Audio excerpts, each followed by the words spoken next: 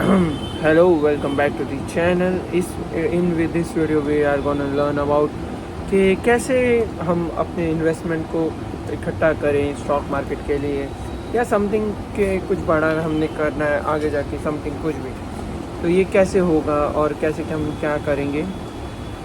तो इसके ऊपर हम एक छोटा सा वीडियो बनाएंगे।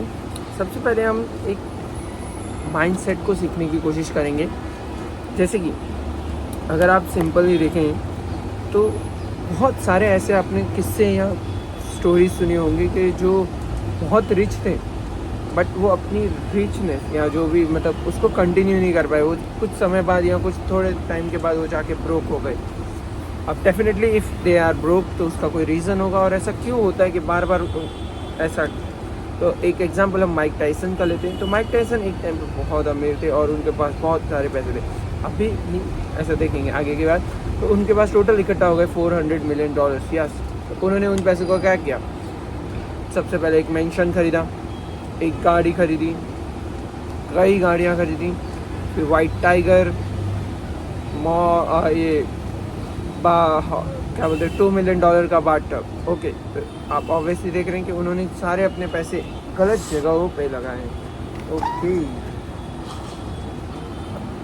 एडिट। तो ऐसे सब हुआ। तो इसके वजह से क्या होता है? इसके वजह से होता है कि आप जब पैसा अर्न करते हैं तो यहाँ पे दो पोर्शन आते हैं, एक बीइंग अ वेल्दी और एक स्टेइंग अ वेल्दी। ओके, तो गेटिंग अ वेल्दी वहाँ पे आपको रिस्क लेना होता है, बड़े बड़े रिस्क लेने होते हैं। सम टाइम आपका लक आपके फेवर में होना चाहिए, आपके उसमें बहुत सारी चीज़ें आपके होनी चाहिए। ठीक है, लक रिस्क उसको बैलेंस करके और आपका सही टाइम पे। फॉर एग्जांपल अगर देखा जाए तो बिल गेट्स का लीजिए आप, उनको अच्छी जगह पे नौकरी मिली, उनको अपना होते ना सब चीज़ें एक फाइन डिफाइन चीज़ें मिलती गई, उनका काम स्टेप बाय स्टेप होता गया। बट जब बात आती है staying rich, okay, staying rich में तो एक प्रॉब्लम आ जाती है कि जैसे कि वहाँ पे आपको वो रिस्क जो ले रहे थे आप बार बार रिस्क लेना, वो अब आपके लिए थोड़ा फ्लिप ऑफ द कॉइन हो जाएगा।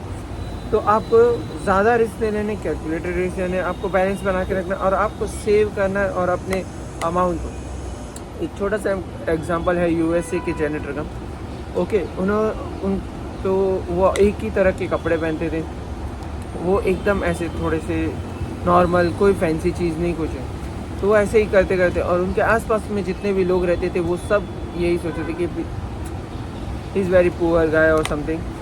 तो आफ्टर हिज डेथ लोगों को पता चला कि उनके पास $8 मिलियन इकट्ठा हो चुके हैं। या तो ये उन्होंने कैसे किया? Asset management. उन्होंने धीरे धीरे अपने पैसों को सेव किया और उसको कीप ऑन ग्रोइंग। आप उसी फैक्टर में आप, इसका मतलब ये नहीं है कि आप सब छोड़ दीजिए और कुछ भी अपनी लाइफ को एंजॉय नहीं, आप लाइफ एंजॉय करेंगे बट आप इस पॉइंट ऑफ व्यू से नहीं करेंगे कि मुझे दूसरों को दिखाना है या समथिंग। बीइंग ग्रेजुअली आप करेंगे, आप एंजॉय कीजिए, आप एक्सपेंस कीजिए। आपको अगर कोई बाइक लेनी है बिंदास लीजिए, बट इस वजह से वो बाइक मत लीजिए कि मुझे किसी को दिखाना है या समथिंग, रोला जमाना है। तो वैसा अपने को कुछ नहीं करना है। तो उसके बाद आपके पास अमाउंट आ जाएगा। जब अपने पास अमाउंट आ जाएगा, एक थोड़ा बहुत आप सेविंग्स आ जाएंगी, उन सेविंग को अपने को इन्वेस्ट करना है। ओके, आप ज़रूरी नहीं है कि मैं इन्वेस्ट करूँ तो मीन्स कि आपने उठे कि चलो दर्शन हम स्टॉक मार्केट में अपना सारा पैसा लगा देंगे। आप स्टॉक मार्केट में अपना सारा पैसा लगा दोगे और क्या भरोसा कुछ प्रॉब्लम हुई या रिसेशन आ गया या कुछ भी आ गया और वो अमाउंट आपको 40% लॉस दिख रहा है। फॉर एग्जांपल एक एग्जांपल लेते कि आपके पास 10 लाख रुपए इकट्ठा हो गए, बड़ी अमाउंट है तो 1 लाख रुपए इकट्ठा हो गए। ओके, आप अपने हिसाब से ले लीजिए अमाउंट और आपने वो सारे के सारे पैसे डाल दिए। अब 10 लाख का 40% हो गया, आपको 40% लॉस दिख रहा है। आपका वो 10 लाख रुपए 6 लाख में तब्दील हो गए हैं। तो आप क्या करेंगे? पैनिक सेलिंग करेंगे।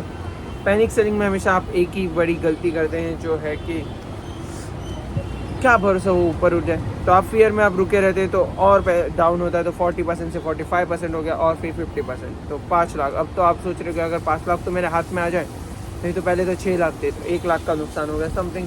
तो ये एक स्ट्रेटजी और ये एक चीज़ आप करके फिर वापस, तो यही तो मैंने आपको बताया स्टार्टिंग में कि जब आपके पास आप इजीली आपके पास 1 लाख और 10 लाख आ गए थे, अब क्या करना था, रिस्क नहीं लेना था और आप गए रिस्क के चक्कर में।